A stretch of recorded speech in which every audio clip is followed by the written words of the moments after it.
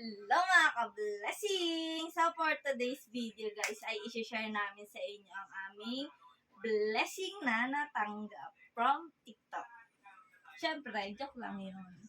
Hindi, blessing naman talaga kasi ito ay katas ng aking pag-a-affiliate. Ayan, so sa mga nabudol ko at sa mga nagpabudol, maraming salamat sa inyo. Yee! Ano di ang mga pinamili mo? So, ayan. Ang una na binili ay bigas. Ang pangunahing pangangailangan ng aming pamilya. Bigas. So, nakabili kami niyan 5 kilos. And, yeah. Siyempre, ito ang paborito ng aming pamilya. Coke. Nakabili kami niyan. Baka naman. Coca-Cola. Yan, Coke. And, bili din kami ng pork cube. So, syempre, alagang o-save pa rin yan para marami tayong mapamili. Pork cube, ilang kilo ba to? 500 grams. So, half kilo?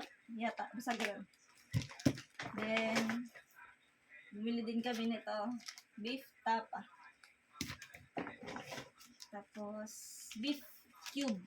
Literal na beef cube. Then, pork tiempo. Roasted pa din. Asig pa din. Asig to lahat. Then, salmon belly. Yan, paborito namin ito is sigang.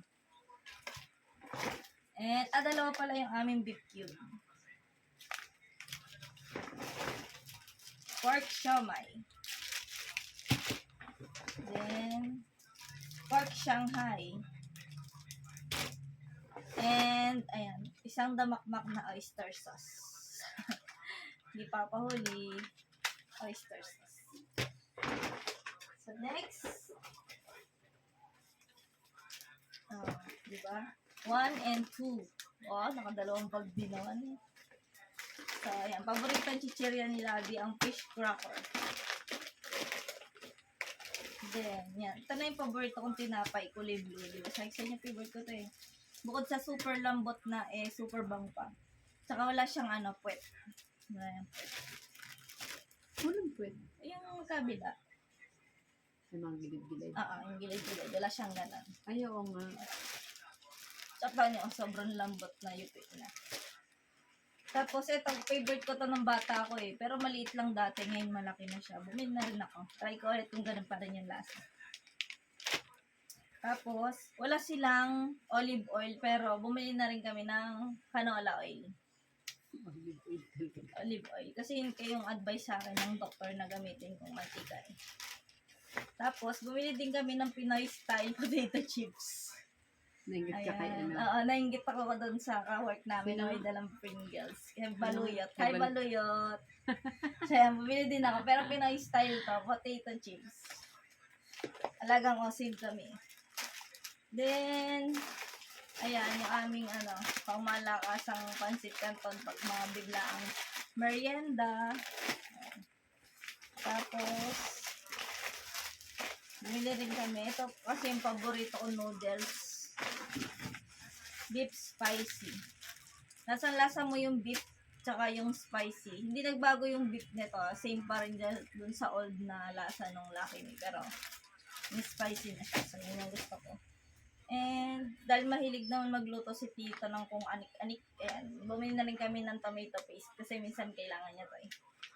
Tapos, syempre ito, ang bumubuhay sa akin, kape. Ito na yung nananalaytay sa akin dugo. Kape. Wala tayo asukal. Ang dami pa din. Ang dami pa daw kami asukal. So, ito, favorite din to ni Tita, tsaka ni Mamang kutkutin. Kasoy. May kami yan. Dalawa pala yung tomato paste namin. Diba? Mayaman na kami. Nakakabili ng tomato paste. Tapos, ito kay Labi to. Peanut. And, Super anghang. kami luya. Meron na rin silang mga ganito. Luya, bawang, kamatis, and 2 balot ng sibuyas. Kasi mas, tayo, gamitin sa pagluluto. Diba? All in one na. 13 pesos. Tapos, magkano? 13 pesos. 13 pesos lang to guys. Oh, 13. Tatlong, ano na yung buo. Ay, buo. Tatlong, basta ganyan. 37 yung sibuyas. Ito, 37. Apat na Dalawa. piraso. Dalawa? Dalawa Oh, yun. di ba? Nasa 15 pesos lang yung apat na piraso. Tapos, eto. Favorite ko to. Lalagyan lang to ng suka. Tapos sibuyas. Pwede na.